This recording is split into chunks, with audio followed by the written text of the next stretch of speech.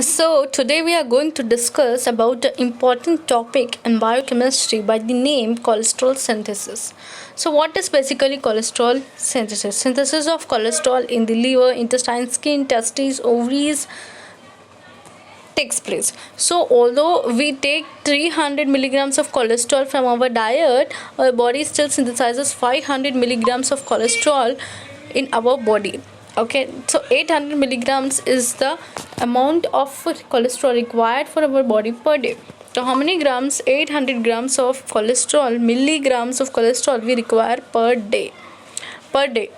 So out of that, 500 is synthesized by our body and 300 milligrams is from diet. And this is from synthesis. So now we are going to see how this 500 milligrams of cholesterol is synthesized in our body. Where it takes place? Site of cholesterol synthesis is nothing but liver, intestines, skin, testes, ovaries. Okay. So the trick for this is silt. Silt is the site. As for skin, intestine, liver, and this is the testes. If testes are there in males, then ovaries in females. Okay, but main site is the liver. Don't forget, liver synthesizes lots of cholesterol. Intracellular means, in the cell we have nucleus and the cytosol. So in the cytosol, cholesterol synthesis takes place, and in the microsomal fraction of the cells also. Okay, now let's talk about the starting compound. So to form the cholesterol, we need something called the acetyl-CoA. Acetyl-CoA is the starting compound for the synthesis of acetyl cholesterol. Now let's see the synthesis in various steps. So first, acetyl-CoA is converted into mevalonate, and then isopentenyl pyrophosphate, and then squalene, and then lanosterol, and then from lanosterol then we get cholesterol. Most important, cholesterol will get. So guys, how to synthesize mevalonate? For synthesis of mevalonate, you need acetyl-CoA. And after formation of mevalonate, from mevalonate, isopentenyl pyrophosphate is synthesized, and then squalene is synthesized, then lanosterol, and then cholesterol. So cholesterol कहाँ से बना? lanosterol. So lanosterol, cholesterol matching. तो यहाँ पे squalane क्या बनाता है? Squalane बनाता है lanosterol. और स्क्वालिन को कौन बनाता है? आइसोपेंटेनल पायरोफॉस्फेट. और आइसोपेंटेनल पायरोफॉस्फेट को बनाता है मेवलोनेट कहाँ से बनता है? acetyl-CoA से बनता है. ठीक है. Now let's see the first step कि मेवलोनेट कैसे बनता है. पहले मेवलोनेट बनता है कोलेस्ट्रॉल बनाने के लिए. तो पहले 2 acetyl-CoA मॉलिक्यूल्स मिलते हैं बाय द एंजाइम थायोलेज क्या करता है? 2 acetyl-CoA को मिलाता है और फिर वहाँ पे बन जाता है एसिटोएसिटाइल-CoA. अब एसिटोएसिटाइल-CoA में एक ही CoA है, तो एक CoA कहाँ गया? एक को एंजाइम में कहाँ गया? वो निकल गया. ठीक है. फिर एसिटोएसिटाइल-CoA से मिला. फिर उसके बाद क्या बना? HMG-CoA बना. उसके लिए एंजाइम कौन है? HMG-CoA सिंथेज बनाता है. अब यहाँ पे भी एक ही को एंजाइम है, तो एक और निकल जाएगा. ठीक है. और यहाँ पे वाटर चाहिए इस रिएक्शन के लिए. उसके बाद HMG-CoA को हाइड्रोजन चाहिए. कौन देगा हाइड्रोजन? NADP H+. तो वो NADP+ में कन्वर्ट हो जाएगा, एंड एक फिर ये जो CoA है वो निकल जाएगा, एंड HMG-CoA रिडक्टेज जो है मेवलोनेट बना लेगा. Now let's talk about second step में क्या होता है? आइसोपेंटेनाइल पायरोफॉस्फेट बनता है. कैसे बनता है? मेवलोनेट जो है, मेवलोनेट 5-फॉस्फेट में बनता है. मतलब उसको पायरोफॉस्फेट मतलब हम फॉस्फेट है उसमें, तो हम मेवलोनेट को फॉस्फेट ऐड करेंगे. फॉस्फेट कहाँ पे ऐड किया? 5th पोजीशन पे ऐड किया. तो जो मेवलोनेट काइनेज है वो एंजाइम चाहिए. वो क्या करेगा? ATP लेगा और ADP में कन्वर्ट कर देगा. एंड ATP है मतलब आपको मैग्नीशियम मिनरल चाहिए. तो ATP के लिए कौन सा मिनरल चाहिए? मैग्नीशियम. मैंने मिनरल्स पे भी वीडियो बनाया है, एंड यू कैन चेक. और विटामिन D का वीडियो ज़रूर चेक करें. तो जो मेवलोनेट 5P है वो क्या बनेगा? मेवलोनेट पायरोफॉस्फेट में बन गया. फिर से एक ATP ऐड हुआ bye the enzyme mevalonate phosphokinase. तो पायरोफॉस्फेट बन गया. ठीक है, अब इतना पढ़ने के बाद मेवलोनेट पायरोफॉस्फेट किस में कन्वर्ट है? Mevalonate pyrophosphate decarboxylase. अब इसमें से हम क्या करेंगे, एक कार्बोक्सिल ग्रुप निकाल देंगे, फिर एटीपी मतलब एक कार्बन ग्रुप निकाल देंगे, तो वो कन्वर्ट हो जाएगा कार्बन डाइऑक्साइड के फॉर्म में, और फिर जो एटीपी है वो एडीपी में बन जाएगा, एंड जो मैग्नीशियम है वो चाहिए हमें। ओके, तो फिर यहाँ पे क्या बना? Isopentenyl pyrophosphate. आइसोपेंटेनाइल पायरोफॉस्फेट बन गया। मेवलोनेट था, तो यहाँ पे अगर आप देखें तो जो यहाँ से एसिटोएसिटल मतलब कितने कार्बन्स? एसिटल मतलब दो 4। ओके, तो एसिटोएसिटल में 4, फिर मिला 5। ठीक है, तो 2 2 4, हाँ ये 4, फिर ये 1 5, फिर ये है 6, तो ये है 6 और ये है 1। एक सेकेंड, ये 2 है, ये 4 है, तो 6 मिला। ठीक है, तो यहाँ पे 6 कार्बन्स का था, तो मेवलोनेट 6 कार्बन्स का था, और जो हमारा आइसोपेंटेनॉल है वो 5 कार्बन का है। वो 5 कार्बन का, कितने कार्बन का है? 5 कार्बन का। ठीक है, तो वो 5 कार्बन का है। अब हम बात करते हैं सिक्विलिन कैसे बनता है। सिक्विलिन बनाने के लिए आपको क्या चाहिए? आइसोपेंटेनॉल पायरोफॉस्फेट। वो क्या, कितने कार्बन्स का है? 5 कार्बन्स का।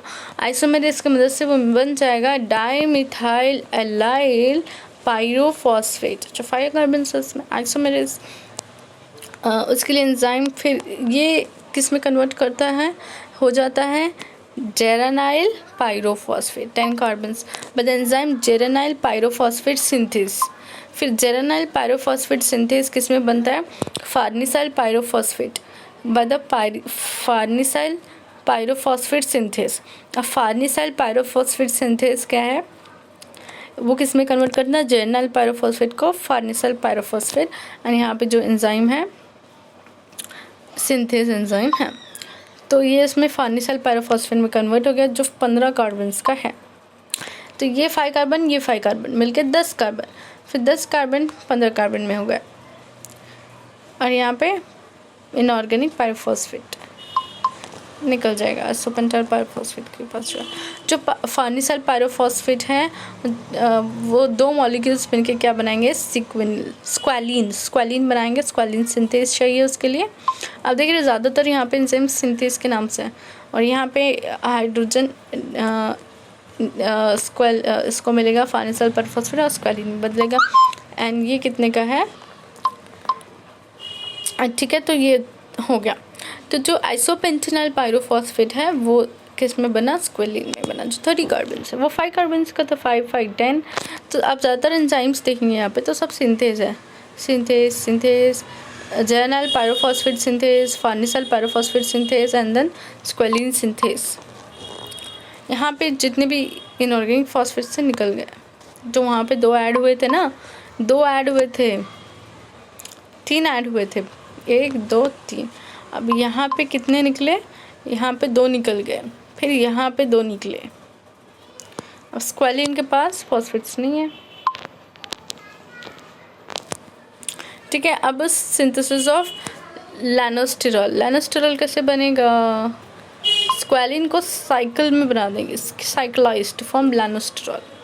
अब लैनोस्टिरॉल फर्स्ट स्टीरॉइड कंपाउंड बन गया। अब स्क्वालिन इपॉक्सीडेज एंजाइम एक्ट किया, squalene epoxide cyclase enzyme, then lanosterol बन गया, फिर कोलेस्ट्रॉल बनेगा। तो पहले लैनोस्टिरॉल को ज़ाइमोस्टिरॉल और डेस्मोस्टिरॉल, फिर cholesterol. Finally lanosterol undergo several steps like oxidation, desaturation, removal of methyl groups, and cholesterol बन जाएगा। रेगुलेशन ऑफ कोलेस्ट्रॉल सिंथेसिस, तो ये बड़ा इंपॉर्टेंट है। रेगुलेशन पिछले ईयर्स में पूछ चुके हैं कि कैसे रेगुलेट होता है। तो देखिए बहुत इंपॉर्टेंट है, आपको मज़ा आएगा सुन के। जो HMG कोए रिडक्टेस है वो एक रेगुलेटरी एंजाइम है for cholesterol. This enzyme is regulated by feedback regulation and reversible covalent regulation. अब यहाँ पे देखिए आप, अब यहाँ पे आप क्या देखेंगे? HMG CoA synthase. तो जो HMG कोएज सिंथेस है गाइस, जो HMG कोएज सिंथेस है, HMG कोएज सिंथेस वो क्या है एक्चुअली? जो HMG कोएज सिंथेस है, यहाँ पे फर्स्ट स्टेप में जो HMG कोएज सिंथेस है वो क्या करता है? HMG कोएज सिंथेस वो एक रेगुलेटरी एंजाइम है, वो एसिटाइल कोए तक बना के छोड़ देगा, वो रेगुलेटरी है, आगे स्टेप्स नहीं होने देगा। ठीक है, तो हम पहले क्या देखे थे? एसिटाइल कोए बना, फिर HMG कोए बना, फिर मेवलोनेट बना, मेवलोनेट से क्या बना? 5-फॉस्फेट मेवलोनेट, 5-फॉस्फेट मेवलोनेट पायरोफॉस्फेट, फिर आइसोपेंटेनल पायरोफॉस्फेट, आइसोपेंटेनल पायरोफॉस्फेट से क्या बना? फिर आइसोमरेज के उससे डायमिथाइल एल्लाइल पायरोफॉस्फेट, फिर जेरेनाइल पायरोफॉस्फेट, फार्नेसाइल पायरोफॉस्फेट, फिर स्क्वालिन एपॉक्साइड बना, फिर एंड देन लेनोस्टेरॉल, ज़ाइमोस्टेरॉल, डेस्मोस्टेरॉल एंड कोलेस्ट्रॉल। तो ऐसा आपको टिप्स पे रहना चाहिए, टंग की टिप्स पे। ओके, तो यहाँ पे फीडबैक मैकेनिज्म काम करता है एंड रिवर्सिबल कोवैलेंट रेगुलेशन भी। अब अगर आपको फीडबैक रिप्रेशन कैसा होता है? Excess of cholesterol the product will repress the regulatory enzyme by feedback repression. अगर एक्सेस कोलेस्ट्रॉल बन गया, प्रोडक्ट जो है ज़्यादा बन गया, तो बिकॉज फीडबैक रेगुलेशन से कंट्रोल होता है, तो repress the regulatory enzyme by feedback repression कि अब हाँ, अब हो गया कोलेस्ट्रॉल जितना बॉडी का चाहिए था आ गया, HMG कोएज सिंथेस अब रिडक्टेज अब स्टॉप हो जाइए। रिडक्टेज है, सिंथेस नहीं है, रिडक्टेज है। क्या है? रिडक्टेज है, रिडक्टेज नॉट सिंथेस, सिंथेस नहीं, रिडक्टेज है। तो ठीक है, तो वो रिड्यूस ही नहीं करेगा आगे स्टेप, मेवलोनेट ही नहीं बनेगा, मेवलोनेट नहीं बना बाकी का नहीं बनेगा। Feedback mechanism. अब रिवर्सिबल कोवैलेंट रेगुलेशन क्या चीज़ है ये देखते हैं। जो HMG कोए रिडक्टेज है वो क्या होगा? एक्टिवेट होगा। HMG कोए रिडक्टेज क्या हुआ? एक्टिवेट हुआ। जैसे ही वो एक्टिवेट हुआ, कब एक्टिवेट होगा HMG कोए? डीफॉस्फोलेटेड फॉर्म में, एंड इनएक्टिव इन फॉस्फेटेड फॉर्म। ये इसका मतलब ये डीफॉस्फोलेटेड एंजाइम है। अब एक्टिवेट कब होगा? डीफॉस्फेटेशन में। इनएक्टिव कब होगा? Phosphorylation. Insulin and thyroid hormones favours dephosphorylated form of HMG CoA reductase enzyme. ठीक है, समझ रहे हैं आप? जो इंसुलिन है हमारी बॉडी में, जो इंसुलिन है वो क्या करेगा? एंजाइम्स को डीफॉस्फोलेट करता है। थायराइड हार्मोन्स भी एंजाइम को डीफॉस्फोलेट करता है। तो अगर आप थायराइड और जहाँ पे जो पेशेंट्स को थायराइड है उनमें देखेंगे आप कोलेस्ट्रॉल ज़्यादा रहता है, because favours the dephosphorylated form of HMG CoA reductase enzyme. अब डीफॉस्फोलेटेड स्टेट में रहेगा, ज़्यादा कोलेस्ट्रॉल बनाएगा। Insulin and thyroid hormone stimulate cholesterol synthesis by favouring dephosphorylated form of HMG CoA synthesis. Glucagon and glucocorticoids favour phosphorylated form of HMG CoA synthesis and inhibits cholesterol synthesis. Thus in starvation, when glucagon and glucocorticoids are elevated, the HMG CoA reductase enzyme is in inactive form. Cholesterol नहीं बन रहे। देखो, glucagon और glucocorticoids हैं, उनका काम क्या है? ग्लूकागॉन वो ब्लड का ग्लूकोज लेवल बढ़ाते हैं। ग्लूकागॉन ठीक है, ब्लड का ग्लूकोज लेवल बढ़ाता है, सेल्स को यूटिलाइज करने नहीं देते। जब ग्लूकोज हमारे पास ब्लड में ज़्यादा है तो वो इंसुलिन एक्ट करता है और हमारे किसको देता है? एक्ट करता है और किसको देता है वो? किसको देता है वो? सेल्स को देता है। लेकिन अगर ब्लड में ग्लूकोज कम है तो ग्लूकागॉन एक्टिव रहता है, ग्लूकागॉन एक्टिव रहता है, कोलेस्ट्रॉल नहीं। तो इसलिए जिसको कोलेस्ट्रॉल ज़्यादा रहता है उनको थोड़ा फास्टिंग के लिए बोला जाता है। ओके, तो HMG कोए मतलब वेट लॉस करने के लिए, बिकॉज HMG कोए इनएक्टिव रहेगा, because glucagon and glucocorticoids they phosphorylate the enzymes. Insulin and thyroid hormones they dephosphorylate the enzyme. That's the thing. This is the reason my HMG coid does not lead to cholesterol synthesis. Starvation cholesterol synthesis कहाँ से होगा? Utilise करना चाहिए ना cells को। Fate catabolism of cholesterol. तो अगर आप देखें fate catabolism of cholesterol, conversion of bile acids, तो ये कैटाबॉलिज्म कोलेस्ट्रॉल कैसे कैटाबोलाइज होता है? तो जो कोलेस्ट्रॉल है वो बाइल एसिड्स या बाइल सॉल्ट्स में कन्वर्ट होता है। जो भी 80% कोलेस्ट्रॉल हमारे लीवर में बनता है, जो भी 80% हमारे लीवर में बनता है, ठीक है। लीवर के 2 लूप्स होता है। लीवर में जो 80% कोलेस्ट्रॉल बनता है वो बाइल एसिड्स और बाइल सॉल्ट्स में कन्वर्ट होता है, ठीक है। Conversion to 4 classes of steroid hormones. 4 classes steroid hormones, क्योंकि कोलेस्ट्रॉल एक स्टार्टिंग है तो वो 4 स्टीरॉयड हार्मोन्स बदलेगा। ग्लूकोकॉर्टिकॉइड्स में बदलेगा, जैसे ग्लूकोकॉर्टिकॉइड्स का एग्जांपल कोर्टिसोल। मिनरलोकॉर्टिकॉइड्स जैसे aldosterone. Male sex hormones testosterone, female sex hormone progesterone estradiol में बनेगा। ज़्यादा कोलेस्ट्रॉल है तो वो किस में बदलेगा? कॉर्टिसोल में, एल्डोस्टेरॉन में। Mineralocorticoid aldosterone, male sex hormone testosterone, female sex hormone progesterone estradiol, ठीक है। अब कन्वर्शन देखते हैं कि कैसे हमारा जो conversion of seven dehydrocholesterol for the synthesis of vitamin D. तो जो कोलेस्ट्रॉल है वो कैसे विटामिन डी में बनता है, क्योंकि हमें कोलेस्ट्रॉल चाहिए एंड विटामिन डी भी चाहिए हमें। तो conversion of seven dehydrocholesterol to vitamin D कैसे होता है? तो विटामिन डी कैसे बनता है देखिए। जो 7-डिहाइड्रोकोलेस्ट्रॉल है, it is a derivative of cholesterol, can be converted to cholecalciferol. So it is a derivative of cholesterol and it can be converted to cholecalciferol. Cholecalciferol is nothing but vitamin D3. Vitamin D3 क्या है? Cholecalciferol. By ultraviolet rays of sunlight in the skin. Ultraviolet rays sunlight के आपके skin पे पड़ेंगे तो जो 7-डिहाइड्रोकोलेस्ट्रॉल जो आपके स्किन के नीचे है वो यूवी रेस के पड़ने पर क्या होगा? cholecalciferol विटामिन डी में बदलेगा, ठीक है। अब जो तुम्हारा स्किन है, ये तुम्हारा 7-डिहाइड्रोकोलेस्ट्रॉल है, इसके ऊपर यूवी रेस ऑफ सनलाइट पड़े और cholecalciferol विटामिन D3 में बदलेगा, ठीक है। इसके बहुत सारे स्टेप्स हैं, वो फिलहाल तो नीचे। Conversion of cholesterol and cholesterol. Conversion to cholesterol and cholesterol कैसे होगा? And excreting through faeces. Large intestine cholesterol is converted to cholesterol and cholesterol by intestinal bacterial flora which is excreted in faeces.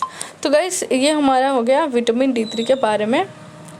अब अगर आपको जानना है bile acids bile salts कैसे synthesise होते हैं तो आप मेरे नेक्स्ट वीडियोस को फॉलो कर सकते हैं। एंड हम लेटर नेक्स्ट वीडियो में वेरी इमीडिएट वीडियो में हम पढ़ेंगे लिपोप्रोटीन्स के बारे में, which is a very important question for you university and the NEET PG and FMG examinations and CT also. So guys let's end here. Okay, so हमने क्या क्या पढ़ा? बेसिकली हमने अभी कोलेस्ट्रॉल के बारे में देखा, कोलेस्ट्रॉल कैसे सिंथेसाइज है, तो स्टार्टिंग प्रोडक्ट क्या है। तो मैं कुछ क्वेश्चंस पूछूंगी, आपको ये कमेंट सेक्शन में डालना है। Okay, so I am going to ask some questions and you have to keep it on the comment and check your answers. So first question is how many steps are involve in the synthesis of cholesterol. Second is what is the site of cholesterol synthesis. What is the starting compound for cholesterol synthesis? And which is the regulatory enzyme of cholesterol synthesis? Okay, so मैं questions के answers बताती हूँ।